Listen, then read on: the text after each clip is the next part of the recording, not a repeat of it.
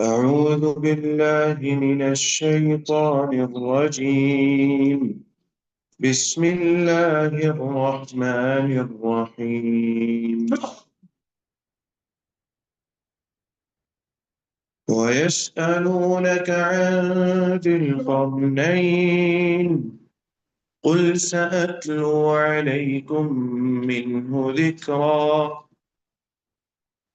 إنا مكنا له في الأرض وآتيناه من كل شيء سببا فأتبع سببا حتى إذا بلغ مغرب الشمس وجدها تغرب في عين حمئة ووجد عندها قوما قلنا يا ذا القرنين إما أن تعذب وإما أن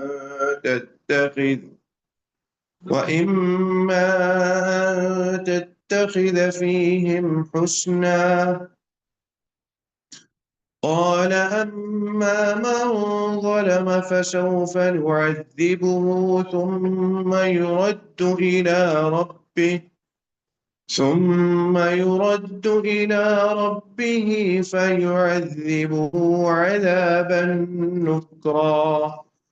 وأما من آمن وعمل صالحا فله جزاء الحسنى وسنقول له من أمرنا يسرا.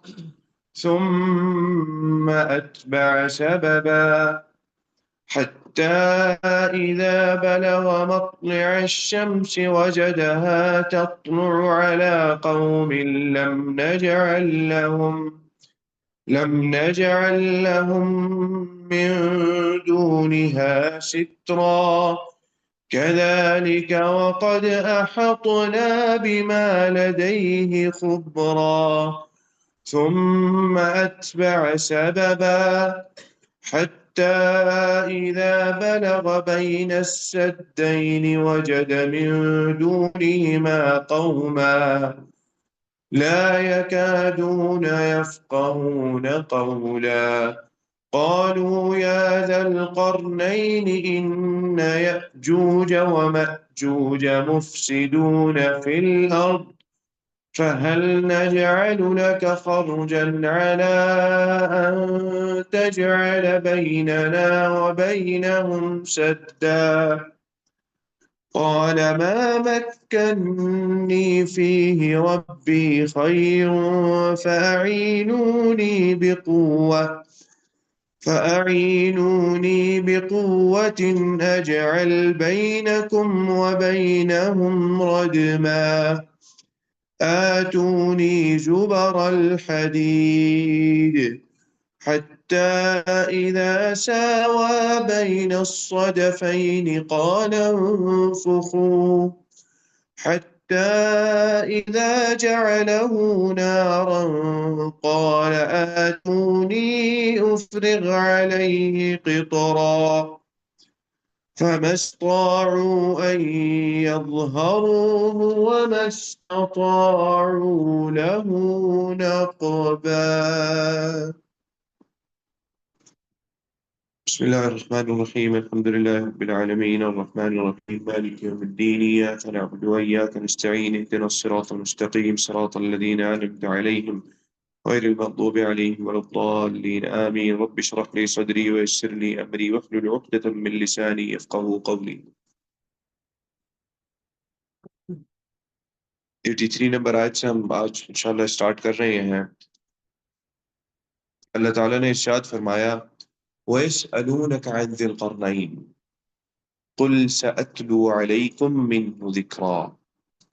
फरमाते हैं नबी अकरम सल्लल्लाहु अलैहि वसल्लम को इस मुखातिब करते हुए अल्लाह ताला वयसअलूनका और ए मोहम्मद सल्लल्लाहु अलैहि वसल्लम वो सवाल करते हैं। वाओ यहाँ पर ये बात हमें समझा रहा है कि ये किसी कड़ी का सिलसिला चल रहा है। कोई सिलसिला है, उसकी एक कड़ी है, एक सिलसिला पीछे से चलता आ रहा है। اس کا یہ ایک اگلا حصہ ہے، وَيَسْأَلُونَكَ، اور وہ پوچھتے ہیں۔ اس سے مطلب، اس سے مراد یہ ہے کہ اس سے پہلے بھی کچھ چیزیں گزر چکی ہیں جن کے بارے میں انہوں نے پوچھا اور اللہ نے جواب دیا۔ اور یہ کون لوگ ہیں جن کے بارے میں اللہ تعالیٰ یہ فرما رہے ہیں نبی اکرم صلی اللہ علیہ وسلم کو؟ وَيَسْأَلُونَكَ، اور وہ پوچھتے ہیں، وہ سوال کرتے ہیں۔ یہ اہل مکہ ہیں جنہوں نے مدینہ کے یہود سے نبی اکرم صلی اللہ علیہ وسلم کا امتحان لینے کے لیے کچھ سوالات پوچھے تھے کہ آپ بتائیں ہمیں، ہم نبی اکرم صلی اللہ علیہ وسلم سے ان کو پوچھیں گے۔ اور جو دعویٰ کرتے ہیں، مقصد ان کا کیا تھا کفار مکہ کا ان سوالات کے پیچھے؟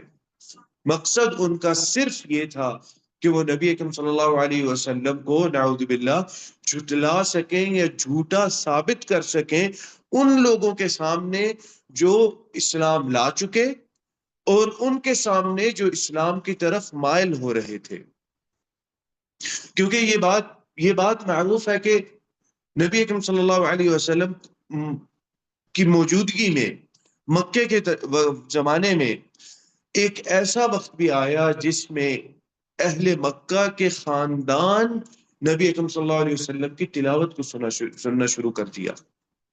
ان کی عورتوں نے اور ان کے بچوں نے نبی اکرم صلی اللہ علیہ وسلم کی تلاوتوں کو سننا شروع کر دیا کہ جب آپ تلاوت کرتے تو لوگ گھروں میں خاموش ہو کے بیٹھ جاتے اور آپ کی تلاوت کی آواز آس پاس اونچی آواز گونجتی۔ حضرت ابو بکر رضی اللہ تعالی عنہ مکہ سے نکلنے لگے تو ایک قریشی جو کہ غیر مسلم تھا، کافر تھا، مشرک تھا، وہ حضرت ابو بکر کو واپس لے آیا یہ کہہ کر کہ ابو بکر تم جیسا ہم میں سے نکلے یہ چیز ہمارے لیے اچھی علامت نہیں ہے، تو تم ہمارے اندر ہی رہو آگے۔ حضرت ابو بکر نے کہا کہ اچھا ٹھیک ہے، مجھے میرے دین پر عمل کرنے دیا جائے، آزادی کے ساتھ میں عمل کروں گا۔ ٹھیک ہے، عمل کریں۔ حضرت ابو بکر رضی اللہ تعالی عنہ تلاوت کرتے، رات کے وقت اونچی آواز میں تلاوت کرتے۔ جو بندہ حضرت ابو بکر کو لے کر آیا اس نے یہ کہہ دیا کہ اس چیز کا میرے پاس یہ چیز یا تو تلاوت ختم کر دیں یا پھر اب آپ جا سکتے ہیں۔ حضرت ابو بکر کہتے کہ میں تلاوت نہیں ختم کر سکتا کیونکہ لوگوں نے، ان کی عورتوں نے اور ان کے بچوں نے حضرت ابو بکر کی تلاوت سننا شروع کر دی تھی، اور زبان تو عربی تھی تو زبان سمجھ آتی تھی ان کو۔ قرآن کس زبان میں نازل ہوا، کون سی عربی زبان میں نازل ہوا یا کس لہجے میں نازل ہوا؟ عربی زبان کے قریش کے لہجے میں نازل ہوا۔ اس وجہ سے ان کو قرآن کے اندر جو اللہ تعالیٰ نے مثالیں پیش کی اپنے آپ سمجھ آتی تھی، جو اللہ تعالیٰ نے استعارے استعمال کیے وہ اپنے آپ سمجھ آتے تھے ان کو اس کے اندر، کیونکہ وہ اپنی زبان میں ان مثالوں کو اور ان استعاروں کو اور ان قیاس کو اپنی زبان میں عام استعمال کرتے تھے۔ جو جس طرح وہ لوگ استعمال کرتے تھے اسی طرح اللہ تعالیٰ نے قرآن میں بھی ان کے لیے استعمال کر دیا، ان کو سمجھانے کے لیے استعمال کر دیا، تو پوری طرح اچھی طرح وہ لوگ سمجھتے اور ان کی عورتیں اور ان کے بچے سمجھتے تھے۔ ایمان کے اس طرح ایمان کے قریب آ رہے ہیں وہ لوگ، یہ چیز ان کو منظور نہیں تھی۔ تو نبی اکرم صلی اللہ علیہ وسلم کو وہ ناکام دیکھنا چاہتے تھے کہ آپ صلی اللہ علیہ وسلم ان کے سامنے ناکام ہو۔ ہم نے تو ایمان لانا نہیں ہے، حالانکہ وہ سردار بھی آپس میں سنا کرتے نبی اکرم صلی اللہ علیہ وسلم کی تلاوت کو۔ معروف قصہ ہے کہ یہ سردار باہر نکلے ہوئے تھے رات کے وقت، رات کے اس پہر، عام طور پہ رات کے وقت باہر نکلنا غیر معروف تھا عرب میں، خاص طور پہ مکہ میں بھی۔ اور غیر معروف کس وجہ سے تھا؟ ان کا دن بالکل صبح سویرے فجر کے ساتھ شروع ہوتا اور جیسے ہی سورج غروب ہوتا، سورج کا غروب اس کا مطلب یہ ہے کہ دن ختم ہو گیا، سونے کا وقت آ گیا ہے، اور وہ لوگ سو جاتے۔ اب مسلمانوں کے اندر یہ چیز پیدا ہوئی ہے، نبی اکرم صلی اللہ علیہ وسلم نے یہ بات، یہ عمل کر کے دکھایا کہ بھئی راتوں کو اگر جاگنا ہے تو راتوں کو اللہ کی عبادت میں جاگیں۔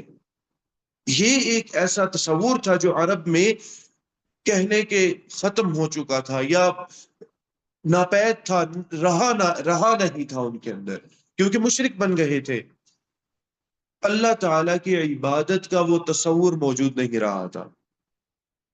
جب وہ عبادت کا تصور موجود نہیں تھا تو اس عبادت میں راتوں کو اٹھ کے نیند قربان کر کے محنت کرنا، یہ تصور بھی نہیں تھا ان کے اندر۔ تو اس تصور کو وہ نیا نیا دیکھ رہے تھے کہ یار یہ صبح میں اپنے دین کا اور اس کی تبلیغ کا کام کرتے ہیں، اور رات میں یہ اٹھتے ہیں اور اپنی عبادت کرتے ہیں اور نمازیں پڑھتے ہیں، تلاوت کرتے ہیں، ہمیں ان کی تلاوتوں کی آواز آتی ہے۔ سردار ایک وقت ایسا بھی تھا کہ مکہ کے جتنے بھی بڑے بڑے سردار ہیں، ابو جہل سمیت، یہ لوگ نبی اکرم صلی اللہ علیہ وسلم کی رات کے وقت تلاوت سننے جایا کرتے تھے۔ ایک دفعہ ایسے ہوا کہ واپسی پر آپس میں ان سب کی ملاقات ہو گئی۔ پوچھا بھائی تم کہاں پہ؟ اس نے جواب دینے کے بجائے پوچھا تو تم کہاں پہ ہو؟ میرے سے پوچھ رہے ہو تم کہاں جا رہے ہو؟ یہ کیا وقت ہے؟ یہ کوئی وقت ہے نکلنے کا؟ اس میں کوئی بھی نہیں نکلتا، لوگ تو سوئے ہوتے ہیں، کہاں جا رہے ہو؟ تیسرا بھی آ گیا، اس نے پوچھا بھی تم لوگ کدھر؟ چوتھا بھی آ گیا۔ آپس میں انہوں نے پھر یہ بات کی کہ بھئی دیکھو بات یہ ہے کہ میں، ایک بندے نے جرت کی اور جرت کر کے اس نے یہ بات بتائی کہ بھئی دیکھو میں تو تلاوت سننے آیا ہوا تھا، میں تو وہ کلام سننے آیا تھا جو محمد صلی اللہ علیہ وسلم پڑھ رہے ہوتے ہیں۔ دوسرے نے بھی کہا کہ میں بھی یہی کر رہا تھا، تیسرے نے کہا میری بھی یہی نیت تھی، چوتھے نے کہا میرا بھی یہی تھا۔ اچھا اب کرنا کیا ہے؟ کرنے کی بات یہ ہے کہ اب ہم عہد کریں گے، وعدہ کریں گے کہ ہم آئندہ نہیں آئیں گے۔ اگلی رات پھر آ گئے، انہوں نے کہا کہ اچھا میں چلتا ہوں، دوسرے تو نہیں آئیں گے، میں چھپ جاؤں گا کہیں۔ چھپ کے تلاوت سنی، ختم ہو گئی، اللہ تعالیٰ کی طرف سے واپس ان کی آپس میں پھر ملاقات ہو گئی، پھر وعدہ کیا، عہد کیا، اگلی رات پھر آ گئے۔ اچھا ہر بندہ اپنی طرف سے یہ سمجھ کے آیا کہ اچھا دوسرے نہیں آئیں گے، آج میں اکیلا ہوں گا، میں جا کے سناتا ہوں۔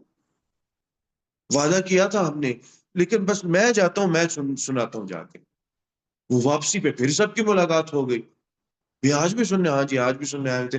پھر پختہ وعدہ کیا کہ بھئی آئندہ سے ہم نہیں آئیں گے، اور اس چیز کا کوئی علاج ڈھونڈنا ہے۔ یہ تو ہمارے بچے اور عورتیں بھی سننا شروع ہو گئے ہیں اس تلاوت کو، اور اس چیز کو وہ لوگ بھی سننا شروع ہو گئے ہیں، تو ہم تو جو ہمارا ہدف ہے کہ اس دین کو ختم کرے، ہم خود اس کی طرف کھچے چلے جا رہے ہیں۔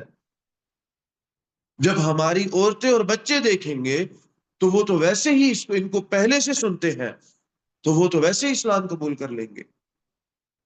تو ان ساری چیزوں کا توڑ مختلف طریقوں سے، مختلف انداز سے، دیکھیں دل ان کے ایک ایک کر کے اندر سے مان چکے تھے۔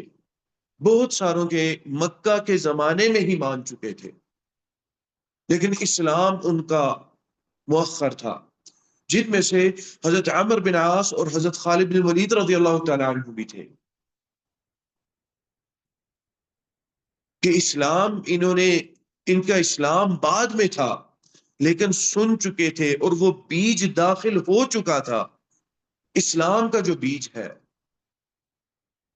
ہر دفعہ ایک بات سنتے، نبی اکرم صلی اللہ علیہ وسلم سے کوئی آیت سنتے، تو وہ بیج جو ہے اپنے بڑھتا ہوا آگے، وہ ایک پودا بننا شروع ہو چکا تھا۔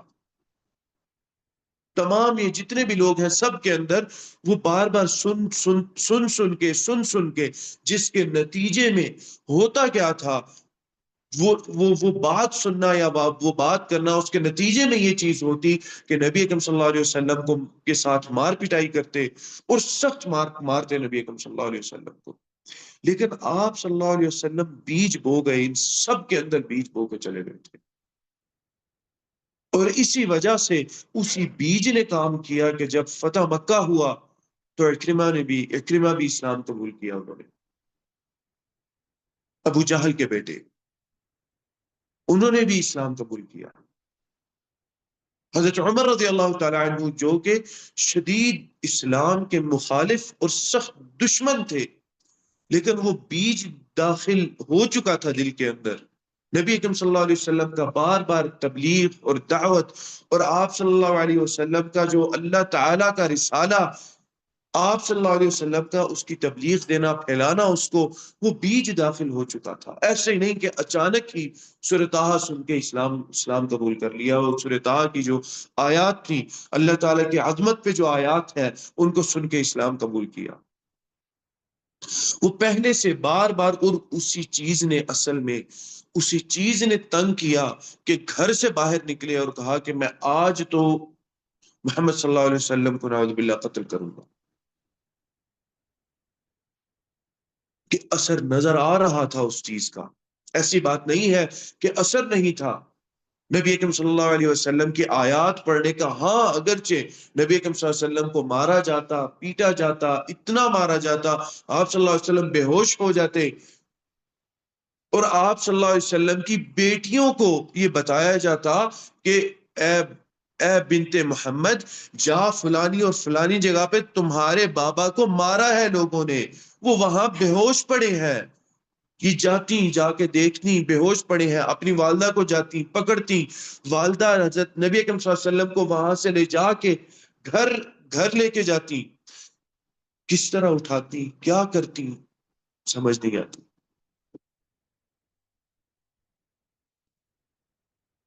اور پھر مرہم پٹی کرنا، نبی اکرم صلی اللہ علیہ وسلم کا ٹھیک ہونا، آپ صلی اللہ علیہ وسلم کا ٹھیک ہونے کے بعد واپس نکل جانا. اور پھر ویسے ہی نبی اکرم صلی اللہ علیہ وسلم کے ساتھ سخت سلوک کرنا اہل مکہ نے، کفار مکہ نے، یہاں تک کہ پھر گر جاتے لوگ یہ سمجھتے کہ یہ تو شاید اب مر چکا. یہ وہ چیز تھی، یہ وہ اثرات تھے جن کو کفار مکہ ختم کرنا چاہتے تھے، اور اس چیز کے لیے مدد لینے گئے تھے یہودیوں سے کہ بھئی کوئی مدد دو تاکہ ہم اپنے بھی دلوں کو بدلیں، ہمارے بھی دل اس کی طرف جا رہے ہیں. سمجھ نہیں آتی، اس کی باتیں لگتی ٹھیک ہے، اچھی لگتی ہے. طفیل بن عمرو نام کے ایک شخص آئے مکہ کے باہر سے، قریشیوں کے ساتھ قریبی تعلق تھا، بہت قریبی تعلق تھا، تاجر اور شاعر اور عرب کے حکماء میں سے سمجھے جاتے. قریشیوں نے یہ پکڑ کے جب داخل ہوئے، قریشیوں کا کام ہی یہ تھا، داخل ہوئے تو داخل ہوتے ہی سب سے پہلے خود پکڑ لیا، اس کے پہلے کہ کوئی مسلمان اس سے ہاتھ ملتا یا کوئی نبی اکرم صلی اللہ علیہ وسلم سے ملاقات ہو جاتی، یہ ایسے ہی کرتے، مکے سے آنے والے کو خود پہلے پکڑتے اور سب سے پہلے یہ بات کہتے کہ بھئی وہ تم نے سنا ہوگا محمد کے بارے میں، بنی ہاشم کا جو محمد ہے اس کے بارے میں سنا ہوگا، ابو طالب والا محمد، اس کے پاس نہ جانا نہیں، اس کی بات نہیں سننی. ان کو بھی یہی کہا قریش نے، بات نہیں سننی. کہتے ٹھیک ہے. کہتے ہیں روز میں نکلتا اور نکلنے سے پہلے اپنی کان میں روئی ڈال کے نکلتا تاکہ مجھے میرے کان کے اندر نبی اکرم صلی اللہ علیہ وسلم کی بات نہ پڑے. انہوں نے کہا کہ یہ جادوگر ہے، جادو کر دیتا ہے، الفاظ سے جادو کر دیتا ہے، اتنے سخت الفاظ ہیں کہ اگر کوئی گزر بھی رہا ہو تو اس پہ بھی جادو ہو جاتا ہے، اتنے پر اثر الفاظ ہیں. تو تم نے اس کی بات نہیں سننی. کہتے ٹھیک ہے. ایک دن، دو دن، تین دن، تیسرے دن سوچنے لگے کہ یار مجھے عقل ہے میرے پاس، مجھے صحیح اور غلط اس کے اندر فرق کا پتہ ہے، میں بے وقوفوں کی طرح قریش کی باتوں میں کیوں آ رہا ہوں. اور جیسے ہی ایک دن نیت کی کہ میں آج بنا کان میں روئی ڈالے گھر سے نکلوں گا اور آج سنوں گا کہ وہ کیا کہہ رہے ہیں. یہ ہے اللہ تعالیٰ کا کرنا. اللہ تعالیٰ جب چاہتے ہیں کوئی اسلام کو جتنا روکنا چاہے نہیں روک سکتا. اس لیے عربی کے اندر ایک کہاوت ہے کہ اسلام کو جتنا دبایا جاتا ہے اسلام اتنا پھیلتا پھولتا ہے، اسلام کے اندر اتنا عصیر اس کا زیادہ نکلتا ہے. یہ ایک پھل کی طرح ہے اسلام، کہ پھل کو اگر جتنا زیادہ دباتے جائے اس کا عصیر اور اس کا جوس، اس کا رس زیادہ نکلتا جاتا ہے اور وہ اس سے زیادہ لذیذ محسوس ہوتا ہے، اس پھل سے زیادہ لذیذ محسوس ہوتا ہے۔ یہ مثال اسلام کے ساتھ لگاتے ہیں، اور انہوں نے بھی یہی کیا، جتنا دبانے کی کوشش کی اتنا اسلام بڑھتا گیا۔ کہتے ہیں میں نے جس دن اپنے کان سے روئی نکالی، جا کے اس نیت سے گیا کہ میں سنوں گا آج محمد کو اور محمد کی بات کو سنوں گا، نبی اکرم صلی اللہ علیہ وسلم کی بات سننے کی دیر تھی کہ اسلام لے آئے۔ آپ صلی اللہ علیہ وسلم کی دعوت اتنی دل کو بھائی، اتنی دل کو لگی۔ وہی بات ہے، سلیم الفطرت آدمی اسلام کی دعوت کو سنے گا تو ہو نہیں سکتا کہ وہ اس کے مخالف جائے۔ ان سارے اثرات کو وہ ختم کرنا چاہتے تھے، وہ چاہتے تھے کہ بھئی ہم بہت بہت مختلف طریقوں سے کرنے کی کوشش کر رہے ہیں، یہ تو بڑھتا جا رہا ہے، سمجھ نہیں آ رہی، قتل کیوں نہیں کرتے تھے؟ ایک سوال یہ بھی ہے، کر تو سکتے تھے لیکن کیوں نہیں قتل کرتے تھے؟ عربی نخوت والی بات تھی، ان کے اندر یہ بات تھی کہ لوگ کہیں گے کہ قریش نے دیکھو اپنے بندے کو قتل کر دیا، اور یہ بھی بات تھی کہ بھئی ہم کیسے ہو سکتا ہے کہ ہم اپنے ہی آدمی کو قتل کریں، ہم کمزور سمجھے جائیں گے، ہم نہیں قتل کر سکتے، چھوڑ دو یہ عرب پہ معاملہ۔ عرب نے اگر قتل کیا نبی اکرم صلی اللہ علیہ وسلم کو تو تمہاری یہ مصیبت ٹل جائے گی۔ یہی بات اور یہ نصیحت اس نے کی تھی، کیا نام ہے، عقبہ ابن ابی معیط، اس نے یہ نصیحت کی تھی عرب کو، جب انہوں نے ایک حکیم آدمی سمجھ کے انہوں نے کہا کہ عقبہ تم ہمارے اندر نا سب سے عقل مند آدمی لگتے ہو، اور فعلاً تاریخ میں آتا ہے کہ عقبہ ان کے سب سے عقل مند لوگوں میں سے تھا، حکما میں سے تھا، قریش کے بڑے حکما میں سے تھا۔ اس کو بھیجا انہوں نے، جا کے بات چیت کرو کہ دیکھو، بڑی بات کی جا کے، اچھا کیا کس طرح آپ صلی اللہ علیہ وسلم نے جواب قرآن کے انداز، قرآن کی آیات سے جواب دیا، اپنے الفاظ سے جواب بھی نہیں دیا، قرآن کی آیات سے جواب دیا۔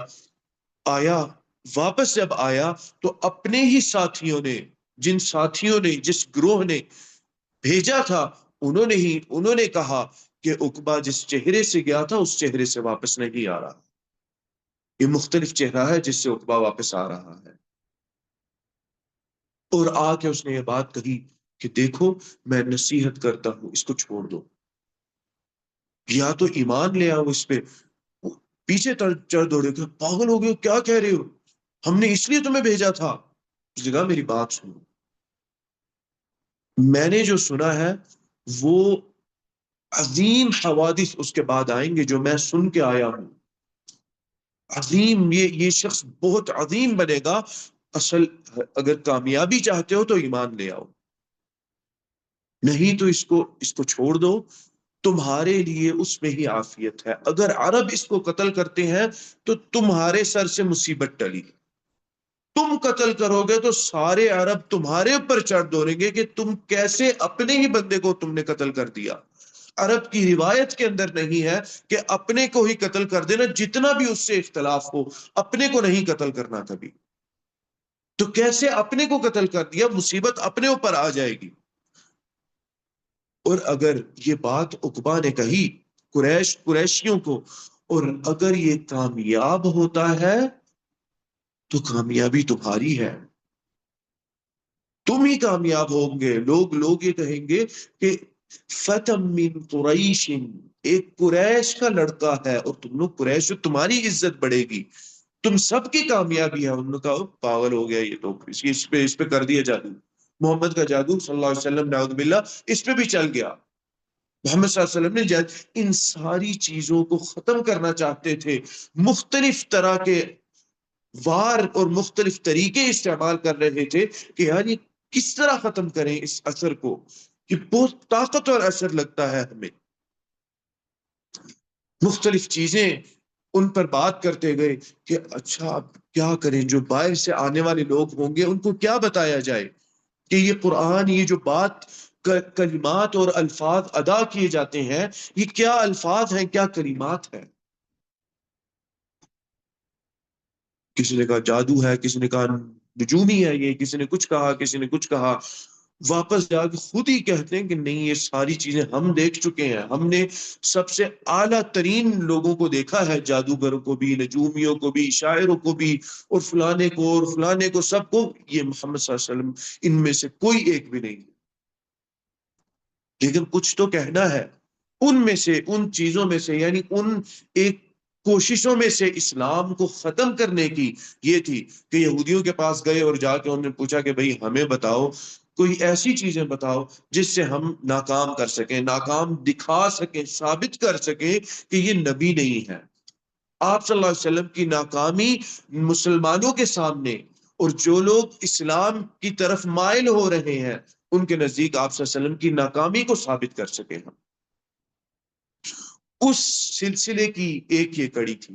پہلے دو کے جواب گزر چکے، یہ آخری کہہ لیں تیسرا سوال تھا، اس کا جواب یہاں پر دیا جا رہا ہے۔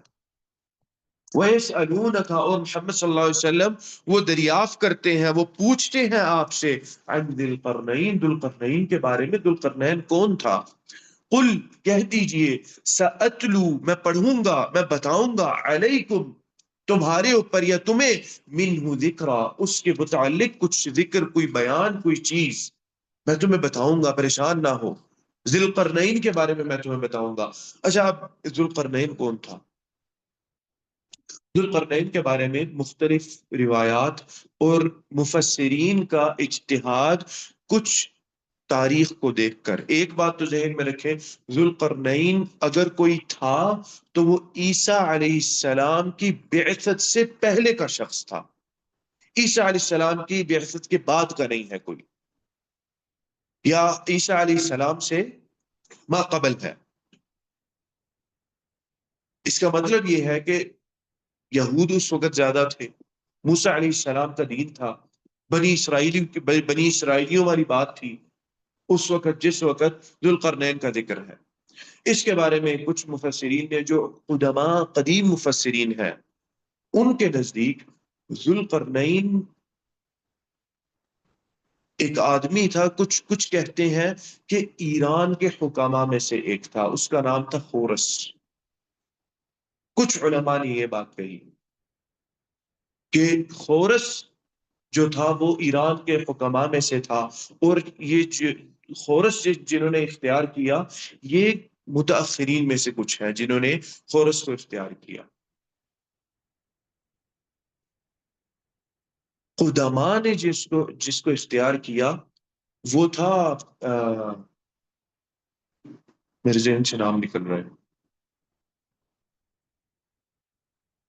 Alexander the great. Alexander the great, یہ الیگزینڈر دا گریٹ اسکندریہ میں تھا، اور وہاں پہ اس کی حکومت تھی، اور اسی سے اس کو نام الیگزینڈر دیا گیا۔ اصل میں الیگزینڈر انگریزی میں کہا جاتا ہے اسکندریہ کو، اس کا حکماء میں سے تھا، اور فعلاً بہت طاقت اللہ تعالیٰ نے اس کو عطا کی۔ اب الیگزینڈر بھی دو ہیں، الیگزینڈر دا سیکنڈ اور الیگزینڈر دا فرسٹ، پہلا الیگزینڈر اور دوسرا الیگزینڈر۔ کچھ مفسرین نے الیگزینڈر دا گریٹ جس کو کہتے ہیں وہ سیکنڈ ہے، دوسرا الیگزینڈر ہے جس کو دا گریٹ کہا جاتا ہے، عظیم الیگزینڈر، وہ دوسرا ہے۔ کچھ علماء نے دوسرے کو اختیار کیا، یہ تقریباً عیسیٰ علیہ السلام سے 350 سال پہلے کا ہے، 350 400 سال پہلے کا ہے۔ خورس جو ہے، جن علماء نے خورس کو اختیار کیا جو کہ ایرانی حکماء میں سے تھا، وہ عیسیٰ علیہ السلام سے لگ بھگ کوئی 200 سال پہلے کا ہے، 200-250 سال پہلے کا ہے۔ اور جو پہلا الیگزینڈر جس کو کہا جاتا ہے، اس کے بارے میں کچھ اسرائیلیات کے اندر کچھ علماء نے تاریخ کو، بنی اسرائیل کے اندر کچھ تاریخی کتب کو ٹٹولا، تو جو پہلا الیگزینڈر تھا وہ ابراہیم علیہ السلام کے زمانے میں تھا۔ کہتے ہیں کہ اس نے ابراہیم علیہ السلام کے ساتھ مل کے بیت اللہ کا طواف بھی کیا تھا، کچھ علماء کا کہنا ہے کہ کچھ مفسرین کا کہ یہ وہ پہلا الیگزینڈر تھا جس کے بارے میں اللہ تعالیٰ نے یہ بات کہی۔ المہم جو بھی ہے، سیکنڈ ہے الیگزینڈر دا سیکنڈ ہے یا الیگزینڈر دا فرسٹ ہے، اس کے بارے میں جان لیں کہ وہ اللہ پہ ایمان رکھنے والا آدمی تھا۔ اس کے بارے میں یہاں پر جو بات آتی ہے وہ یہی بات آتی ہے ذوالقرنین کے بارے میں کہ وہ ایمان رکھنے والا شخص تھا، اللہ تعالیٰ پر ایمان رکھنے والا شخص تھا۔ فرماتے ہیں اللہ تعالیٰ اِنَّا مَكَّنَّا لَهُ فِي الْأَرْضِ، ہم نے اس کو اس دنیا پہ حکومت دی، اس دنیا پہ اس کو استطاعت دی، اس کی رسائی ہم نے کی، جہاں یعنی اس کو ہم نے اس کی بادشاہت عطا کی۔ مکننا له فی الارض وآتیناہ، اور ہم نے اس کو عطا کیا من کل شیء، ہر چیز کی طرف سببا، راستہ، ہر چیز کی طرف ہم نے اس کو راستہ عطا کیا، یعنی اللہ تعالیٰ کی خاص مدد اس کے ساتھ تھی۔ کچھ علماء نے کہا سببہ سے مراد علم ہے کہ ہم نے اس کو علم عطا کیا، ایک قتادہ رحمہ اللہ نے اس چیز کو بیان کیا۔ اور کچھ علماء نے، ابن کثیر رحمہ اللہ نے یہ چیز ذکر کی کہ کچھ علماء کہتے ہیں سببہ سے مراد راستہ ہے، طریق ہے، جو راستہ اس کو عطا کیا، اور کچھ نے یہ کہا کہ سببہ سے مراد زبان ہے، مختلف زبانیں ہم نے اس کو عطا کی، جس قوم کی طرف جاتا اس قوم کی زبان اس کو آتی ہوتی تھی۔ یہ اللہ تعالیٰ کی طرف سے ایک دین تھی۔ جو بھی ہے، سببہ سے مراد ہے راستہ، اللہ تعالیٰ نے اس کو بہترین راستہ، اور اللہ تعالیٰ نے ایک استطاعت اس کے اندر پیدا کر رکھی تھی جو خاص اللہ تعالیٰ کی مدد تھی اس کے لیے۔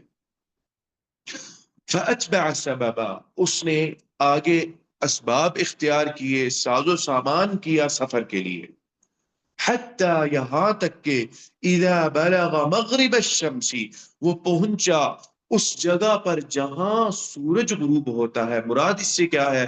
جہاں سورج غروب ہوتا ہے، اس سے مراد یہ نہیں ہے کہ اس جگہ پہنچ گیا جدھر سورج غروب ہو رہا تھا، مراد یہ ہے کہ مغرب کے سب سے آخری حصے میں پہنچ گیا، جس کے بعد زمین نہیں موجود، جس کے بعد انسان کو صرف یہ نظر آتا ہے کہ سورج غروب ہو رہا ہے، بس اس کے بعد کسی جاندار کا، کسی زمین پہ رہنے والے کا، کسی کا نام و نشان نہیں ہے۔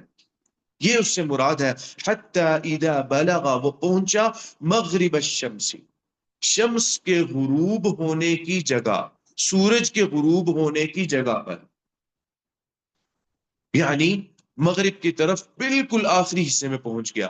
وجدہا، اس نے پایا، تغرب فی عین حمیئہ، وہ غروب ہوتا ہے پانی کے اندر، عین چشمے کو کہتے ہیں، پانی کے اندر وہ غروب ہوتا ہے۔ حمیئہ سے مراد کچھ علماء نے لیا کہ کالا، گدلا، کچھ علماء نے کہا گرم، اس سے مراد حار ہے۔ فی عین حمیئۃ ووجد عندها قوما، اور اس کے پاس اس جگہ پر ذوالقرنین نے کچھ لوگوں کو پایا۔ قلنا، ہم نے کہا، یا ذا القرنین، اے ذوالقرنین، اما ان تعذب، یعنی وہاں پہ پہنچا فتوحات کرتے ہوئے، تو جب وہ زمین فتح ہو گئی تو اس کے پاس وہ لوگ جو اس زمین کے لوگ تھے انہوں نے لڑائی کی، اس سے فتح تبھی حاصل ہوتی ہے نا، لڑائی کے بعد لڑائی کی، تو وہ لوگ ہارے، ان کے ہارنے کے بعد وہ لوگ قید میں آ گئے۔ اب وہ لوگ قید میں تھے، اس کے بارے میں یہ بات کی جا رہی ہے کہ ہم نے کہا اما ان تعذب، یا تو تم ان کو عذاب دو، واما ان تتخذ فیہم حسنا، یا ان کے ساتھ بہترین احسن عمل کرو۔ اب وہی چیز ہے کہ اللہ تعالیٰ نے تمہیں قدرت دی ہے، استطاعت دی ہے، یہاں پر یا تو تم ان کو عذاب دے دو، قتل کر دو، جو کہ ظلم ہوگا، کیونکہ اللہ تعالیٰ نے بہت زیادہ تمہیں قدرت عطا کر رکھی ہے، یا تم ان کے ساتھ احسان والا معاملہ کرو۔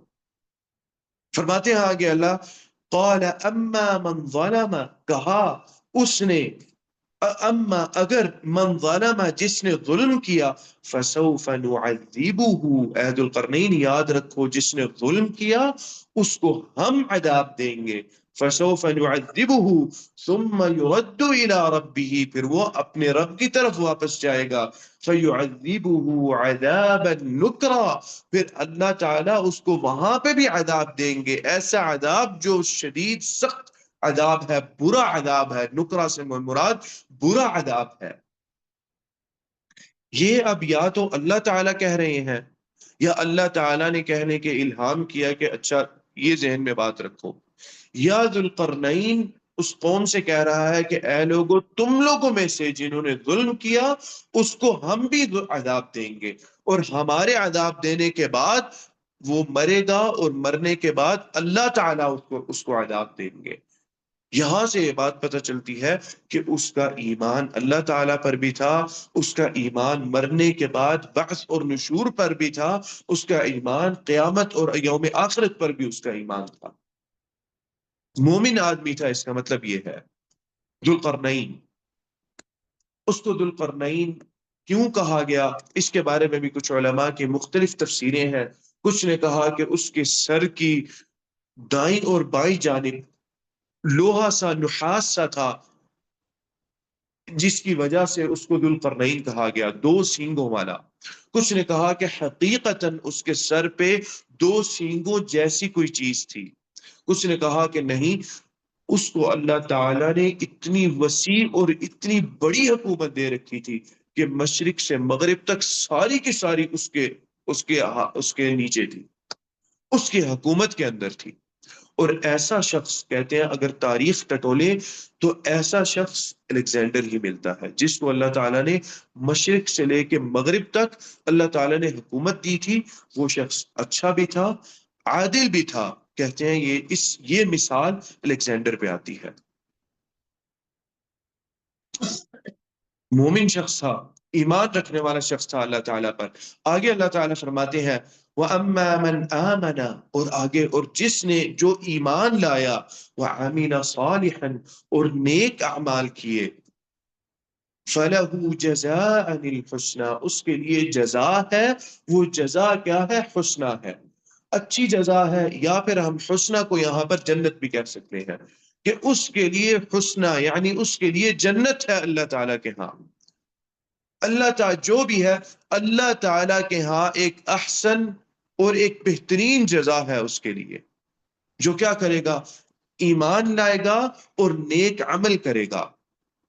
یہاں پر سبحان اللہ ذوالقرنین نے ایمان کی وضاحت کر دی کہ ایمان کیا ہے، جس کی وضاحت امام بخاری رحمہ اللہ اور بعد میں آنے والے لوگوں نے، یہ ذوالقرنین پتہ نہیں کتنے ہزاروں سال پہلے یہ بات کر رہا ہے، وہی بات اسلام کو عام طور پہ پڑھ کے، اس احادیث کو پڑھ کے، ایمان اور اسلام کے متعلق احادیث اور عقیدے کے متعلق احادیث کو پڑھ کے امام بخاری رحمہ اللہ اور امام بخاری کے ہزاروں استاد، انہوں نے یہ بات کہی کہ ایمان کیا ہے؟ الایمان قول باللسان وعمل بالارکان واعتقاد بالجنان، یہ تین چیزیں مل کے ایمان بنتی ہیں۔ ایمان کیا ہے؟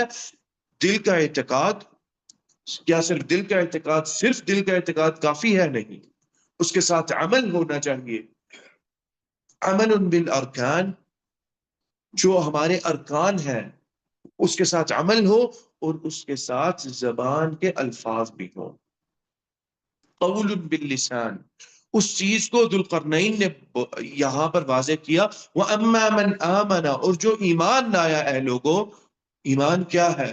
وَعَمِلَ صَالِحًا، دل سے یقین کیا، دل سے ایمان اور دل سے یقین کے بعد عَمِلَ صَالِحًا نیک عمل کیے۔ دل سے صرف اکیلا دل کا یقین کافی نہیں ہے، عمل صالح ضروری ہے اور شرط ہے عمل صالح اس ایمان کو مکمل کرنے کے لیے، ورنہ ایمان ناقص ہوگا۔ ہم یہ نہیں بولیں گے کہ ایمان ختم ہو جائے گا، ایمان ناقص ہوگا۔ خوارج یہ بات کرتے ہیں کہ جس نے عمل صالح نہیں کیے اس کا ایمان ختم ہو گیا، یا جس نے گناہ کیے، عمل صالح کے اندر گناہ کیے، اس کا ایمان ختم ہو گیا، اور جب ایمان ختم ہو گیا تو اس کے اوپر پھر وہ کفار کے احکامات نازل کرتے ہیں، ان کو قتل کرنا اور ان ساری چیزوں کے بارے میں، چاہے وہ کتنے ہی کلمہ گو لوگ ہوں، ان کے بارے میں پھر خوارج اس طرح کے احکامات نازل کرتے ہیں۔ تو ایمان قول باللسان، عمل بالارکان، واعتقاد بالجنان، یہ تین چیزوں کا نام ہے، اور یہ چیز یہاں پر اس کی وضاحت ذوالقرنین نے کر دی۔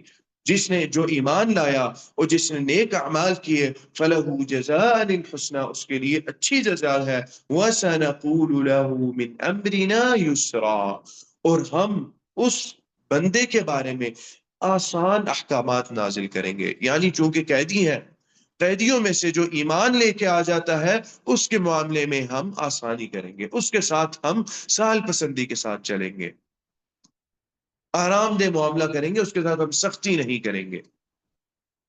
اس کے بعد کیا ہوا؟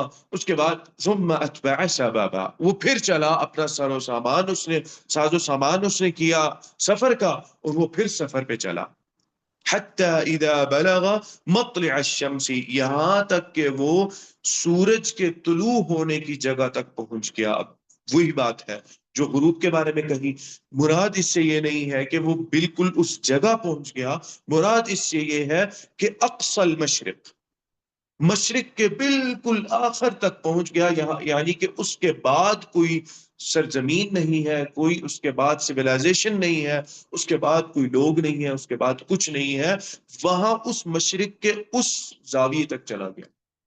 حتی اذا بلغ مطلع الشمس وجدها تطلع على قوم، اس نے پایا کہ سورج طلوع ہوتا ہے ایسے لوگوں پر، لم نجعل لهم من دونها سترا، وہ ایسے لوگ ہیں جن کے پاس سورج سے چھپنے کے لیے کوئی سایہ نہیں ہے، ایسے لوگوں پر سورج طلوع ہوتا ہے، یعنی وہاں پہ کوئی علم، کسی طرح کی وہاں پہ جدید ٹیکنالوجی یا کوئی، وہاں پہ کچھ بھی نہیں تھا۔ علماء نے بیان کیا کہ اس آیت سے پتہ چلتا ہے کہ عمارت تو دور، ان کو خیمے بھی بنانے نہیں آتے تھے، ایسے لوگ تھے، وہ بالکل وحشی قسم کے لوگ تھے کہ سورج آتا تو سورج سے بچنے کے لیے کوئی ان کے پاس سائے والی چیز بھی نہیں تھی، اور نہ ہی انہوں نے اپنے لیے کوئی چیز بنائی سائے کے لیے۔ ایسے لوگوں پر، ایسے لوگوں تک ذوالقرنین پہنچ گئے، یعنی اس کے بعد کوئی زندگی نہیں ہے آگے، ایسے لوگوں تک ذوالقرنین پہنچے۔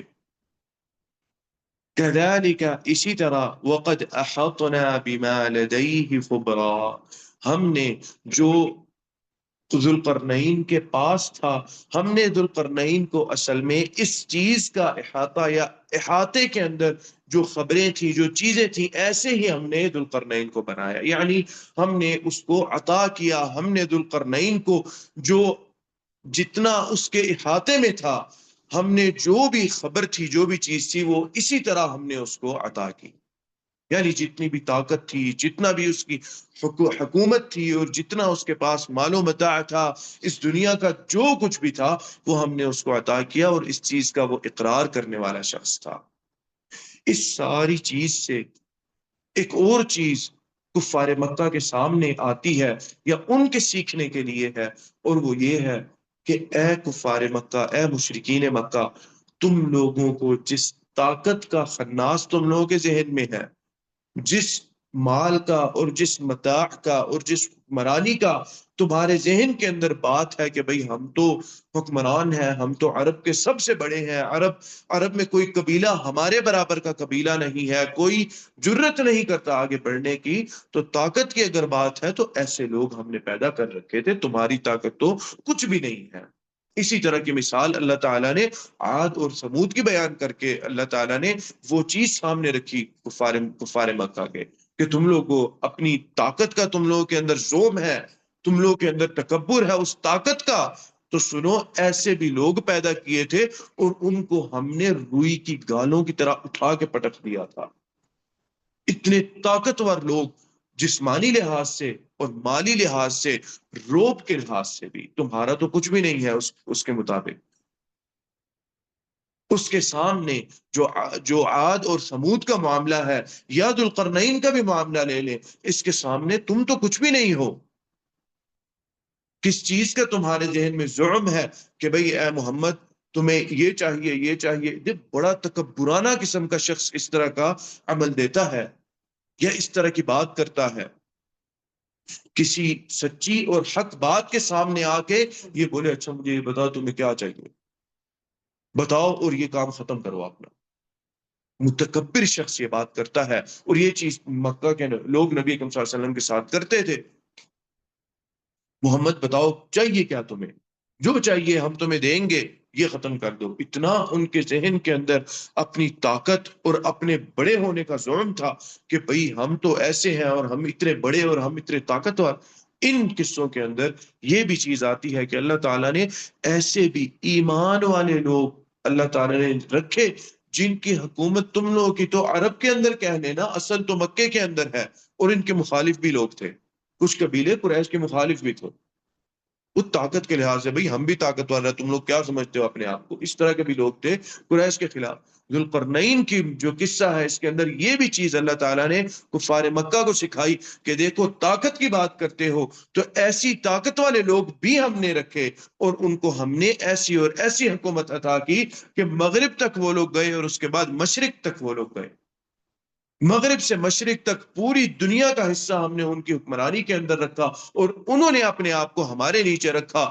آخر میں آ کے وہ ہمارے سامنے ہی سجدہ کرتے تھے، سجدہ ریز ہو جاتے تھے، اپنی پیشانی کو نیچے جھکا لیتے تھے، جیسے کہ تم دیکھتے ہو نبی اکرم صلی اللہ علیہ وسلم کرتے ہیں، اور تم لوگ مذاق بناتے ہو اس بات کا کہ یہ کیسی عبادت ہے کہ مٹی میں اپنے سر کو ڈال دیتے ہیں، دھنسا دیتے ہیں اپنے آپ کو مٹی کے اندر۔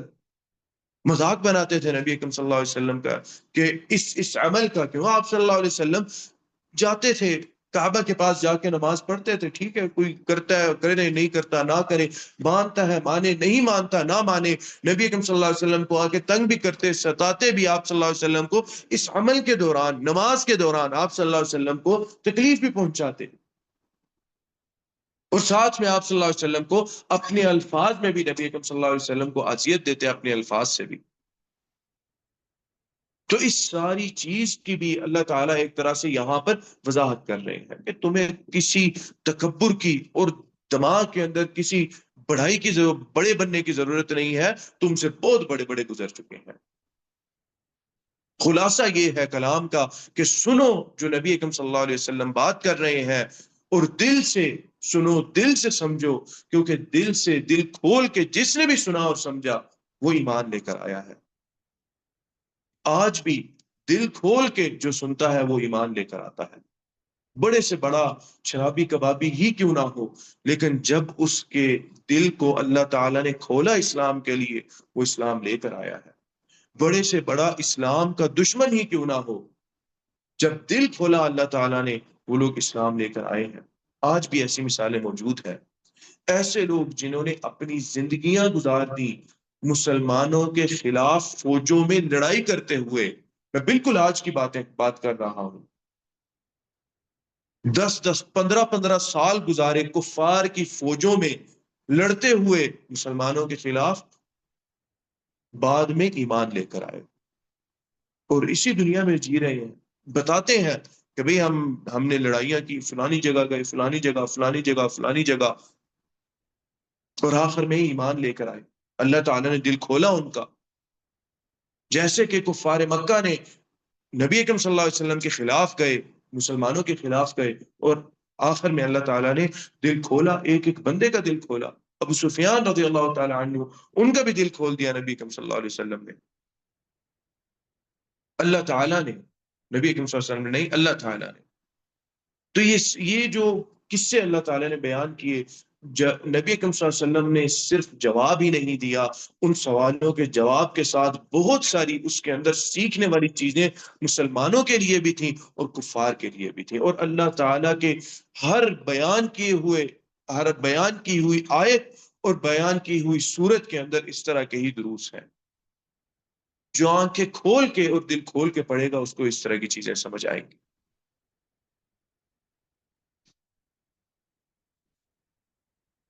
اب آگے ذوالقرنین کا معاملہ قصہ یاجوج ماجوج والے قصے کے ساتھ جڑا ہوا ہے، وہ ایک اپنے میں الگ سے پورے تفصیل کے ساتھ ایک قصہ ہے، اس کو انشاءاللہ اب ہم اگلی دفعہ پڑھیں گے۔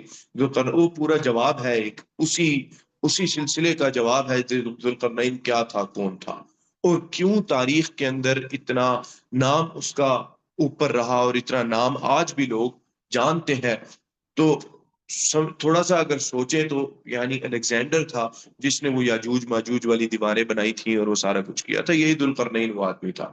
اگر وہی ہے، کیونکہ علماء نے تاریخ کے اندر جو اللہ تعالیٰ نے مواصفات قرآن میں بیان کی، اس مواصفات کو سامنے رکھتے ہوئے ڈھونڈنے کی کوشش کی کہ بھئی اس مواصفات کا کون بندہ ہے۔ تو مورخین اور علماء اور مفسرین، ان کے نزدیک یہی آدمی ایک آتا ہے کہ جو اللہ تعالیٰ کی ان مواصفات کے مطابق پورا گرتا ہے۔ اللہ تعالیٰ سے دعا ہے کہ جو کہا جو سنا اللہ تعالیٰ اس پر عمل کرنے کی توفیق عطا فرمائے۔ قد قلت ما قلت ان صوابا فمن اللہ وان خطأ فمنی والشیطان واستغفر اللہ انه كان غفارا۔ بسم الله الرحمن الرحيم الحمد لله رب العالمين الرحمن الرحيم مالك يوم الدين إياك نعبد وإياك نستعين اهدنا الصراط المستقيم صراط الذين أنعمت عليهم غير المغضوب عليهم ولا الضالين آمين اللهم اغفر لنا ما قدمنا وما أخرنا وما أسررنا وما أعلنا وما أنت أعلم به منا أنت المقدم وأنت المؤخر لا إله إلا أنت اللهم انصر إخواننا المسلمين في كل مكان اللهم انصرهم على عدوك وعدوهم اللهم انصرهم على عدوك وعدوهم اللهم انصر إخواننا المسلمين في فلسطين اللهم انصرهم على عدوك وعدوهم رب ارحمهما كما ربياني صغيرا رب ارحمهما كما ربياني صغيرا رب ارحمهما كما ربياني صغيرا ربنا آتنا في الدنيا حسنة وفي الآخرة حسنة وقنا عذاب النار وصل اللهم وسلم على نبينا محمد وعلى آله وصحبه أجمعين والسلام عليكم ورحمة الله.